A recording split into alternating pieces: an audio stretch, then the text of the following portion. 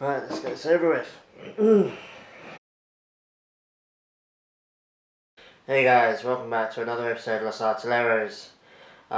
It's pretty a negative one today, if I'm being honest. Just a bit of a warning. Yeah, got lots to talk about.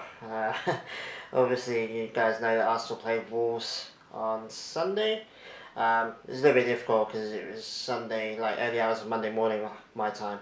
So it's kind of difficult to remember. Yeah, it was Sunday night, and a lot of things happened. I think we should just get right into it. Probably going to start off with the most important thing, and that was the whole David Luiz, Raul Jimenez incident.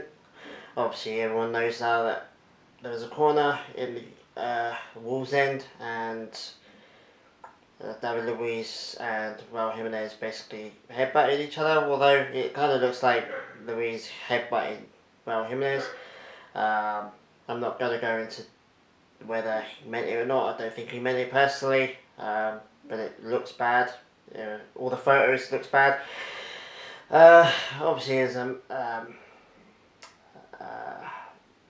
horrible sound that it made. Apparently, the whole stadium heard it. I've seen the videos of it, and it just sounds horrible. And I think Raul Jimenez is pretty much unconscious before he hit the floor, if I'm being honest.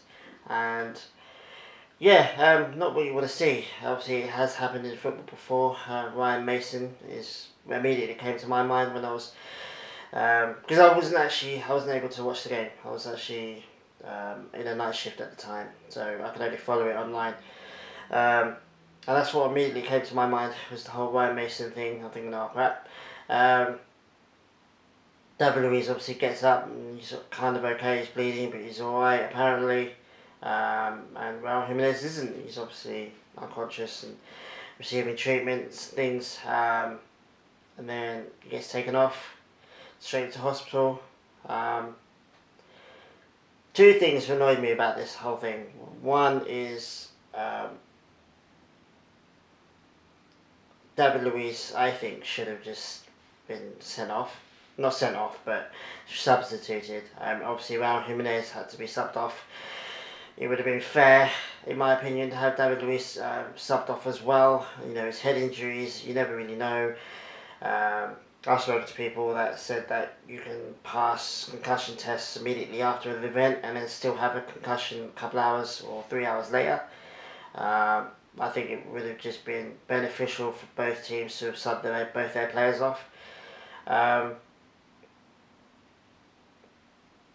mean, it's one of those things where you never really know what to do in these kinds of situations, and I think the Premier League is deliberately vague in this area, in my opinion. I personally think there should be a free substitution for any head injuries, whether it's cuts or impacts like this one was. I think there should be just a free sub, get them off the pitch, maybe send them to the hospital just to be sure. Because at the end of the day, it's better to be safe than sorry. Instead, Luiz was allowed to play the rest of the first half again. I know that Arsenal would have followed all the procedures in place.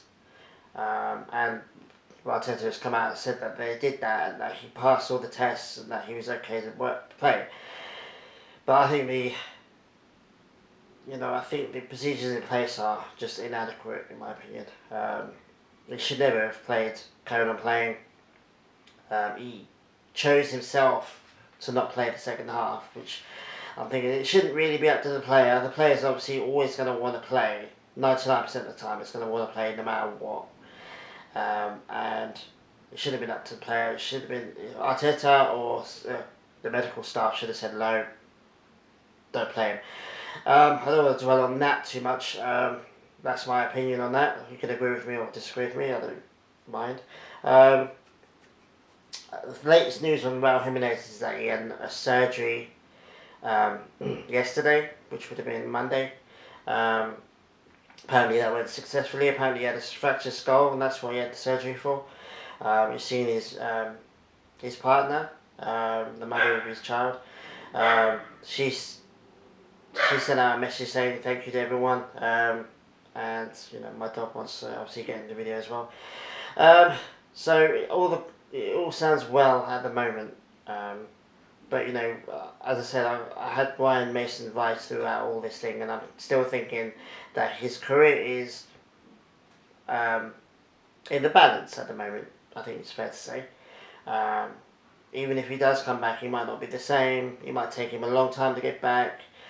It might be nothing. It might have just been a simple procedure and it's fine. It's just precautionary. At the moment, we don't really have enough information. But I'm preparing myself for the worst, just in case.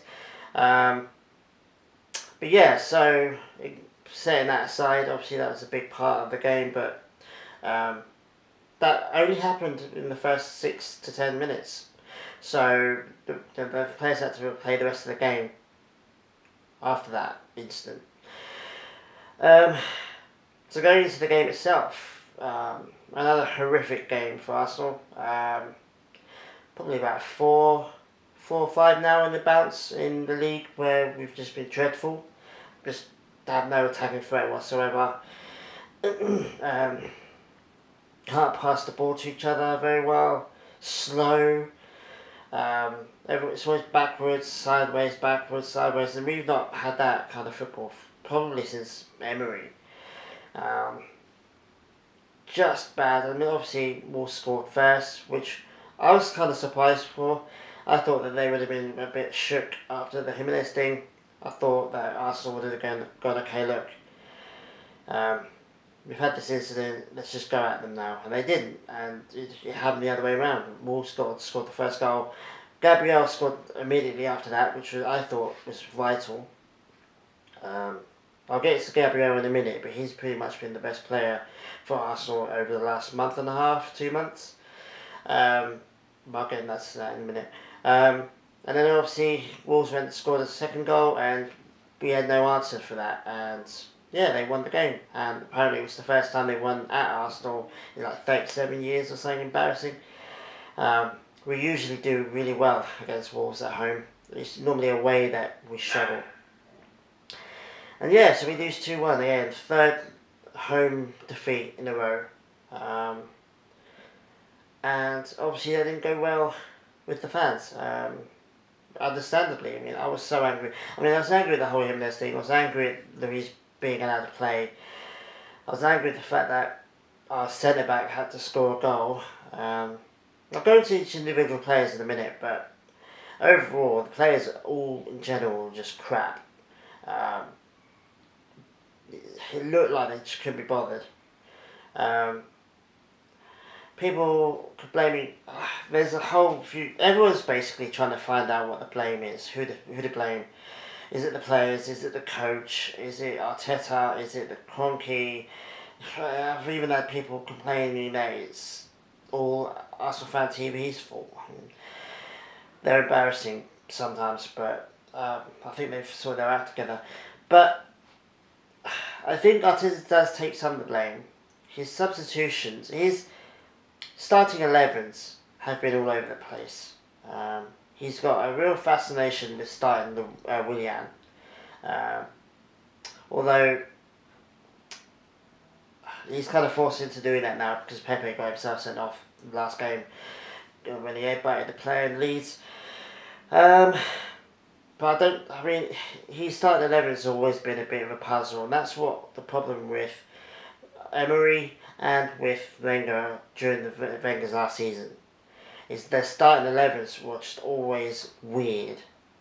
And we spent the first hour, or the hour between funding up the first 11 and starting the game, we spent the whole hour debating why has he done this, why is this player playing there for, and I really thought we'd gotten over that by now. I really thought Arteta would come in. When he did come in, he seemed to sort it out. He seemed to have his first 11 sorted. We knew why the players were playing in those positions. It's just kind of lost that now. Then we brought Willian in for some weird reason on a 3-year contract, which I would never have done myself. Willian hasn't been it, really. He was brought in because he was Chelsea's best player the last season he was at Chelsea. But he's not that player for us. Whether he can't fit into the system. Whether he's just gotten older, I don't know. But Willian's not it for me. And also his substitutions. His substitutions have been a bit weird. We're slow to change tactics. We're slow to change formations. Just like Wenger was. Wenger would start a game with a game plan and would stick to it. Even if it went drastically wrong, he'd stick to it. He wouldn't change anything. And Arteta is scaringly doing the same thing, in my opinion. But so is it Arteta's fault? I think Arteta's shouldered some of the blame. But then again, this is his first managerial job. And he's not had a full season at Arsenal yet. And he's won the FA Cup. The FA Cup, for me, gives him bonus points. Gives him positive bonus points. Because he did that in his first 6 months as a coach, ever. With a team that, before he joined, was doing diabolically bad. So he does have a kudos point. He does have a bit of leeway with me. I'm not going to be in favour of sacking a coach when he hasn't had a full season. I'm never going to be in favour of that. I think Arteta has his ideas. And don't forget, also, another positive thing for Arteta is he's brought 2 players in this club himself. Partey and Gabriel. Both of them, they've been basically our 2 best players. Partey obviously has been injured for the last 3 games. And he's going to be injured until New Year, apparently. But he's been one of our best players, and so is Gabriel. So, for me, that's positive signs. If we can get another 2 transfer windows, another 2 good transfer windows where he gets the players he wants. If he'd got an hour, I think we'd be doing much better than we are, because he would have been in that creative spark in midfield, as my dog wants to agree with me. So yeah, I think Arteta needs at least another year. Maybe at the end of the 21-22 season, if he's still bad, then maybe look to get a new coach, but he's not going anywhere this season or next season, in my opinion. And he shouldn't. I don't think he deserves to be sacked yet. So that just leaves the players. And I think the players shoulder the blame. Partly because there's some players that are obviously not good enough to play for Arsenal Football Club. Willian is my number 1 example. I just don't want to see him play for Arsenal again. Who else is there? Xhaka. I don't think he's good enough to play for Arsenal, but he gets a lot more hate than he deserves. There are people on Twitter especially that just absolutely hate Xhaka with a passion. I don't hate him, I just don't think he's good enough. There's a difference. He was brilliant when he first joined Arsenal. He scored a couple of bangers. It hasn't gone well with Arsenal. Obviously the whole swearing at the fans thing when he was subbed off that one time, that hasn't helped. I think his relationship with the club is kind of sour. I think his coaching relationship, the players' relationship, and the actual club itself relationship he's fine with. I think it's just the fans. I think his relationship with the fans has gone downhill. I think it's just better time that he moved on, in my opinion. But he gets a lot more hate than he deserves. People blame him for absolutely everything, and he's not the only problem. Who else is there? Obviously, most of the centre-back, David Luiz, again. There's a part of me that really wants to dislike him for what he's done to Raul Jimenez, but I don't. I don't think it was intentional. I don't think he meant to do it. I think he's a nice guy. I just don't think he's good enough. He's not good enough centre-back, in my opinion. Most of the centre-backs we have aren't good enough. I don't rate Luiz. I don't rate Mustafi. I forgot his name there for some reason. I don't rate either of them. Chambers, I think he could have been really brilliant at one stage. I think that's gone. I mean, it sucks because they're both English, but if it was a choice between keeping Chambers or Holding, I'd probably keep Holding. Holding hasn't had a good couple of games. He didn't play well against Wolves, but I think he's better than Chambers, and I just personally, if it was up to me, I'd get rid of all 4 of them and just get a couple young, hungry, quality centre backs in. But it's easier said than done. And who else? Loads of players. Pepe has not lived up to his expectations. £72 million is always going to be used against him now. He's not a £72 million pound player. He's not playing like a £72 million player. Him and Aubameyang should be dragging us up the table right now, and they're not. We don't. The whole Mesut Ozil thing, I haven't even spoken about him yet. Why we're not playing him? We absolutely, clearly, everybody can see that we need a creative midfielder in the midfield, and we've got one of the world's best, not even on the bench. He's not even allowed to play. That people say that it's all, Arteta's turn around and said it was football reasons. I think that's BS in my opinion. That's obviously BS. I mean, it can't be football reasons, because if it was football reasons, he would have chucked him on against Wolves. He would have said, look, create something, because we're not doing anything. I think it's got to way past the point now where we should just play Ozil. Maybe after the January window, get him signed back on and just play him. I mean, I don't know. And it's beyond ridiculous now that we still don't know what the reason is. We don't know. They have not come out and said, oh, it's because he's done this, or it's because China's annoyed at him, or it's because of that, it's because of this marketing, whatever. They haven't told us. It's incredibly infuriating. We're crying out for him desperately. Him and Aubameyang could be absolutely star quality, and it's just not happening. We'd rather lose games, apparently, than play a player that's got bags of talent, but whatever. I think Ozil's probably not that bothered, because he was getting blamed for every loss we were getting under Emery, so there you go. But yeah, just going to Lacazette and Aubameyang finally. What can I say? Lacazette's not good enough to play for Arsenal. He was good before he got Aubameyang, but since we got Aubameyang, he's just not been there at all. And it infuriates me when we put Aubameyang on the left to accommodate Lacazette, who's just not doing anything. You'd think they'd do well together, seeing as they're best friends. You think they'll get the best out of each other, but they don't. I never want to see Aubameyang play on the left wing again. For Arsenal Football Club, he's a world-class striker. Play him as a striker, for God's sake.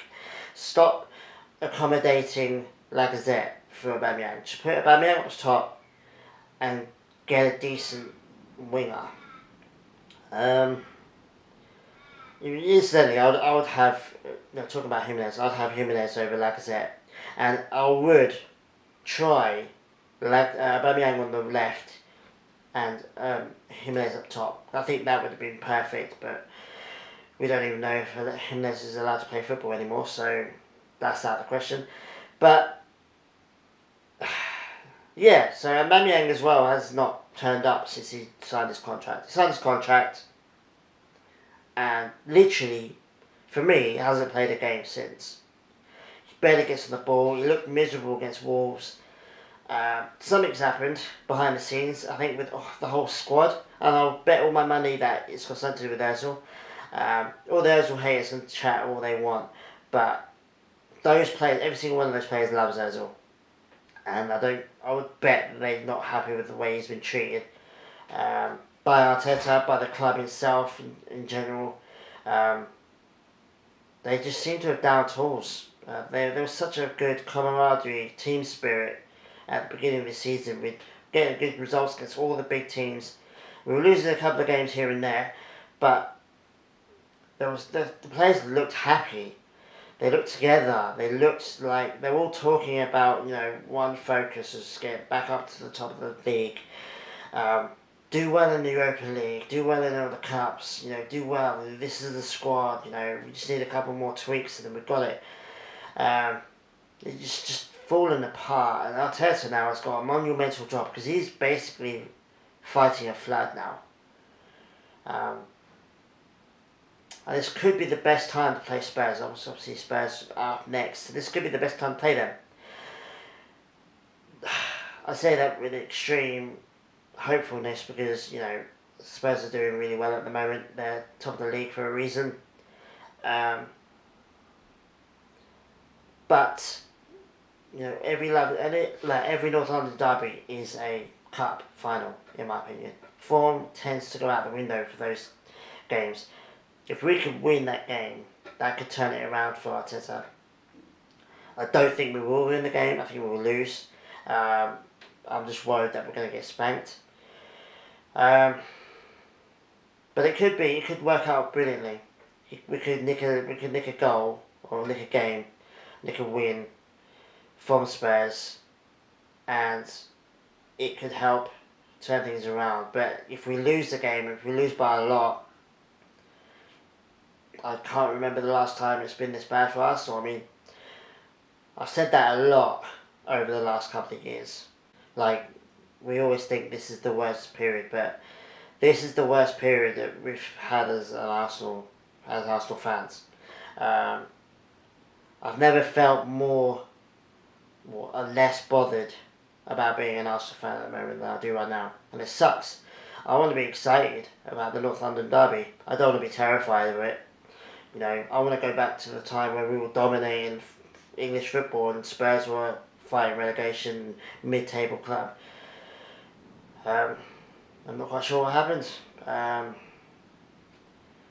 Don't like the whole blame game. I think it's a mixture of things. I think it's some players that just shouldn't be in the club. Arteta has made a couple of mistakes, but he's going to. I always knew that he was going to make mistakes. He was going to learn on the job. It wasn't going to be, we've got Arteta, everything's fixed now. I always tried to keep a bit of realistic views on the whole Arteta thing. It is his first managerial job. And he did really well to win the FA Cup in his first season, in my opinion. I'm just really apathetic about Arsenal at the moment, to be honest with you. There's no positivity, there's no excitement. No player in that squad has me thinking, wow, he's good. Except for Gabriel. And he's a centre-back. That tells you everything you need to know about what's going on with Arsenal right now. All our attackers are just not doing anything. Even Aubameyang. And we need Aubameyang now more than ever. I had to wait about a day and a half to record this video because at first I was really angry because the whole Jimenez thing, but also Luiz playing, the game, all the reactions afterwards online, and plus I was incredibly tired as well. Just had a week of nights. I'm still kind of pissed off with it, to be honest with you. I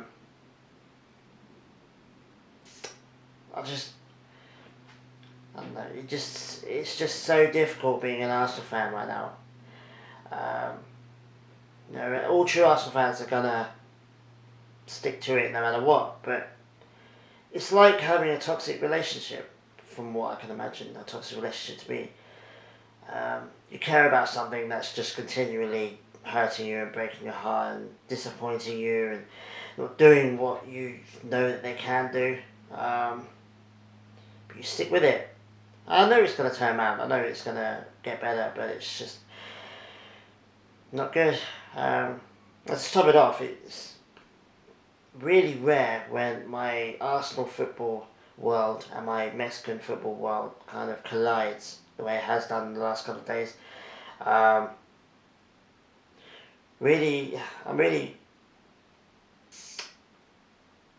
proud of all the Arsenal fan Twitter pages that have come out with messages of support for Jimenez over the last couple of days. It's been really nice to see. AFTV's done it, Daily Cannon's done it. A load of my Arsenal friends that I have on Twitter have done it, and it's really nice.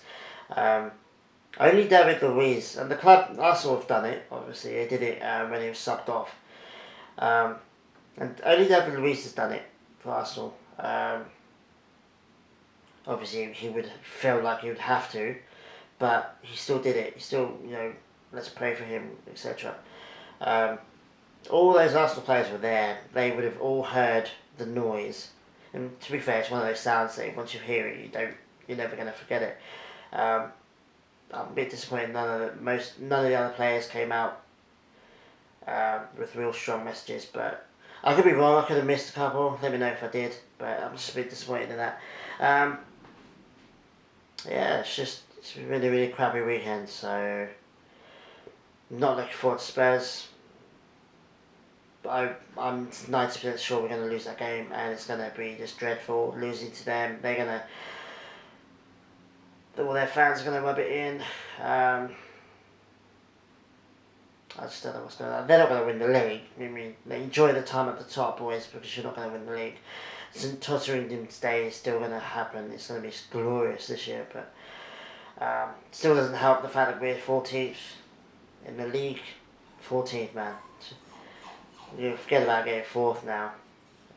We're doing alright in the Europa League, great. But if we win that, which we won't, I don't think, we'll win the Champions League. But anyway, let me know what you guys think, and I'll see you guys next time. Adios.